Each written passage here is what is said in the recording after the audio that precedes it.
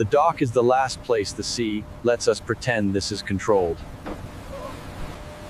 If a mount loosens offshore, it won't fail politely. It fails under load. The deck tries to steal the plan before we even reach the fish.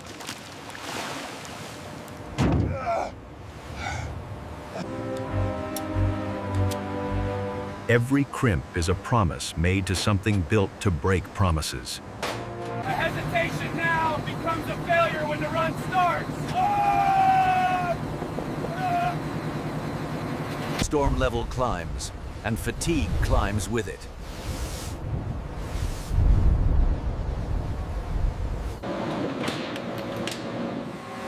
Big tuna don't hunt snacks. They commit to meals. Down here, you don't see the hunter, you only see the invitation. A false hit is worse than nothing, because it makes everyone jump early. Gear readiness is high, but discipline is the real safety system. Something touched the line, and the next touch might be a full commit.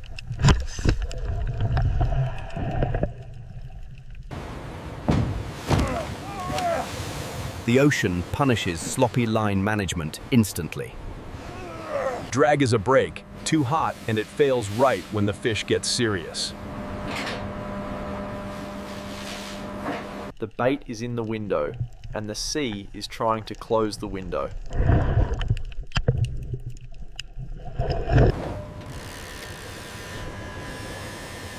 One clean click is enough to make a whole ship stop breathing. We set the ring because the next pool might be the real one.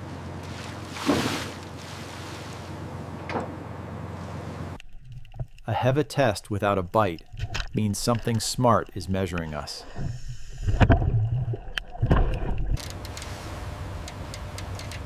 That steady tick means power.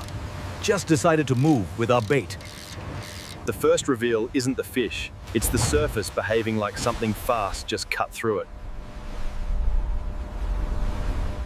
We fight the angle first because one rub ends everything. That shape is built for speed, and speed is expensive to stop. With circle hooks, patience is the strike, and impatience is the break. Big fish always find the one thing you forgot, so we stop forgetting.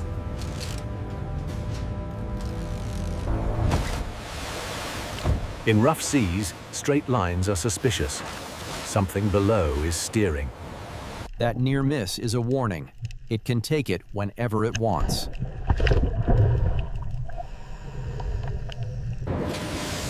Heat and slack are the two silent ways these fights end. It inspects like an engine, quiet, heavy, and confident. That load is the decision turning into physics, and physics never negotiates. The surface swirl says it turned close, close enough to commit next.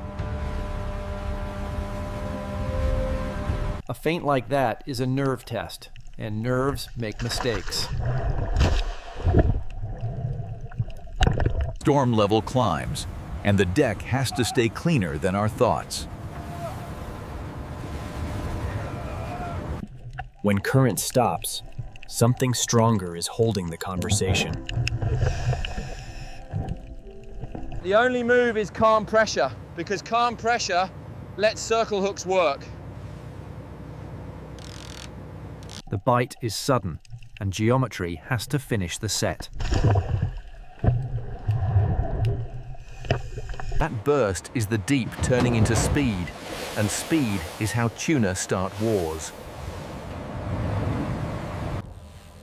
Smooth drag keeps the leader alive long enough for the hook to seat where we need it.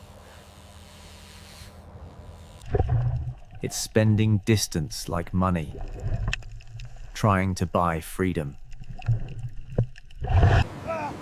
Fixing hardware under tension is fear turned into procedure. This is the hinge moment. Either it seats clean, or we reset in the storm. We trade speed for control, because control keeps hooks seated.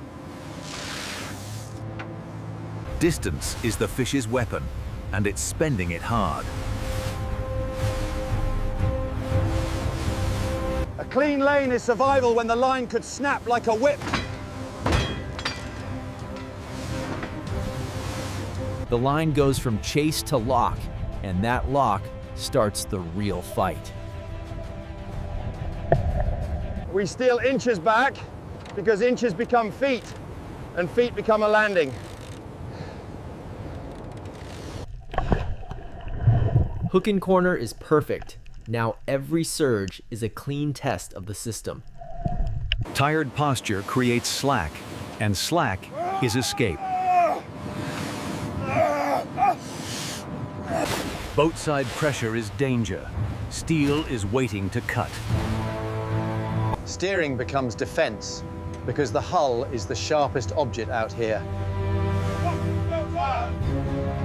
Depth is leverage, and leverage is how the fish tries to turn rhythm into panic. Heat builds quietly, and quiet failure still ends the fight. Circles are strategy, changing angles until something breaks.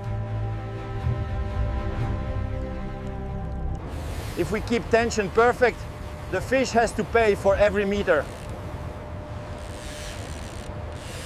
That shadow says it's rising. Rising means the landing phase is coming. A giant tuna isn't a grab, it's an operation. Seeing color means we're close enough for one mistake to erase everything. One bad grab creates slack, and slack is a free escape.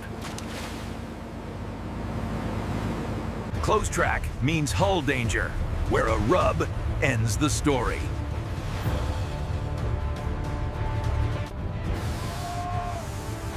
Smooth drag is the difference between progress and a snapped leader. Even close, it can surge, so tension has to stay perfect. The fish waits for slack, and slack is what tired hands accidentally give. It's searching for a rub angle, trying to make the boat do the cutting. If timing is right, we control the head. If not, the sea controls us.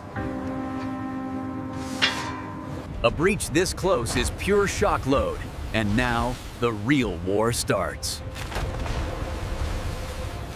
The hook placement is perfect, but perfect doesn't make it easy.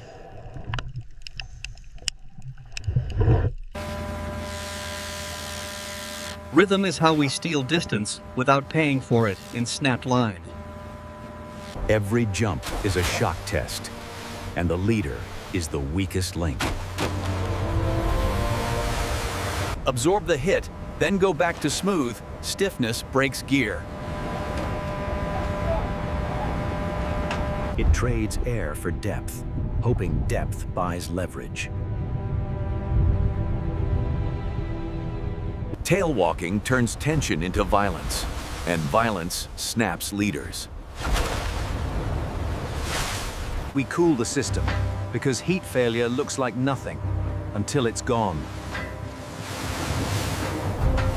Circles are an angle attack, trying to turn us into our own weakest point. Boatside air is the most dangerous air because steel is right there. We move as one machine because the fish changes direction faster than any one man can. Side power turns the fight into a steering problem, and steering problems cut leaders. High air means it still has fuel, and fuel means surprises at the rail. One wrong grab becomes slack, and slack becomes escape. The landing window opens fast, and it doesn't forgive hesitation. If the leader holds through this, the fish's options start shrinking.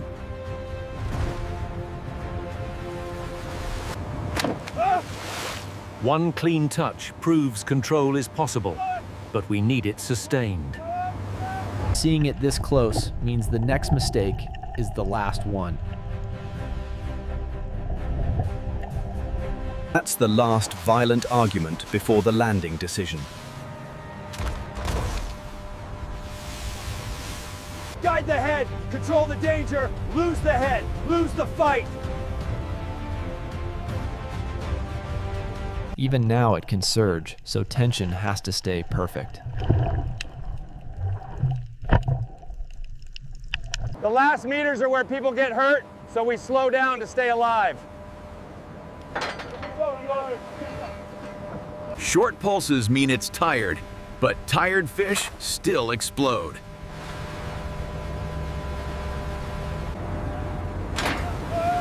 One rushed gaff shot turns a landing into chaos. Boat side is where the fish can use the ship against us.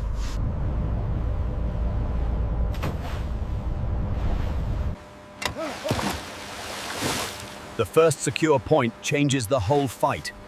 Now we control direction. A swinging load injures fast, so we guide it like a machine part. The lift changes the rules, and the fish answers with its last violence. Partial weight is the most unstable moment, because swinging starts here. We clear hazards first, because adrenaline lies and steel doesn't. Touching deck doesn't mean finished, and this is where chaos starts. A slide toward the rail is terrifying. One more meter, and the nightmare restarts. Distance tools first. Hands too close become injuries.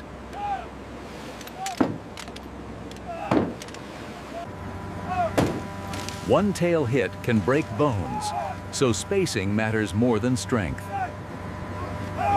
The hook is proof and risk. Remove it wrong, and steel becomes a projectile. Ending the hook doesn't end the danger. Restraint does.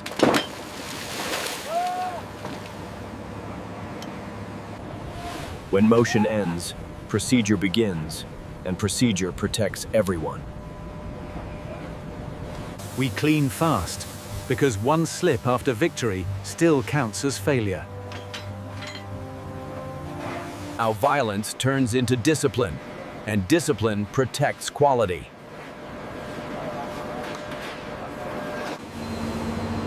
Clean cuts and cold speed decide whether this becomes treasure or waste. Consistency is how one giant fish becomes a reliable promise downstream. Packeting locks freshness, and bad seals destroy it silently.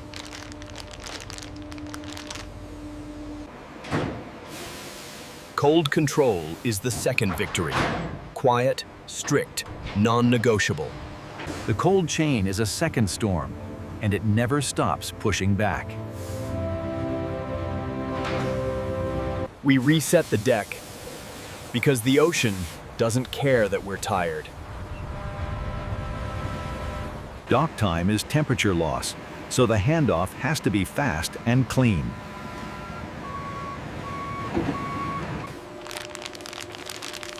Offshore discipline only matters if land keeps the cold promise.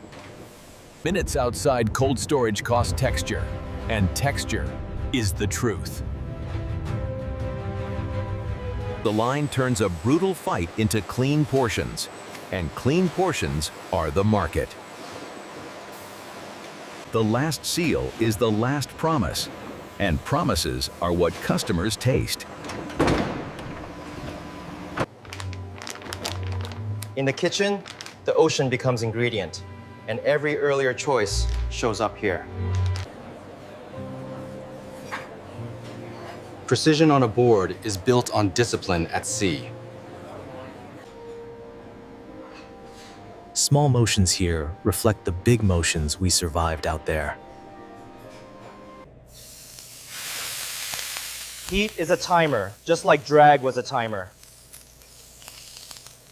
Fine plating hides the violence, but it can't hide quality. One bite contains the whole chain, from jaw corner hook to cold storage. We rest, but the ocean doesn't. Out here, every ending is a setup. Tomorrow, the water will look calm again, and we'll go back to arguing with something stronger than us.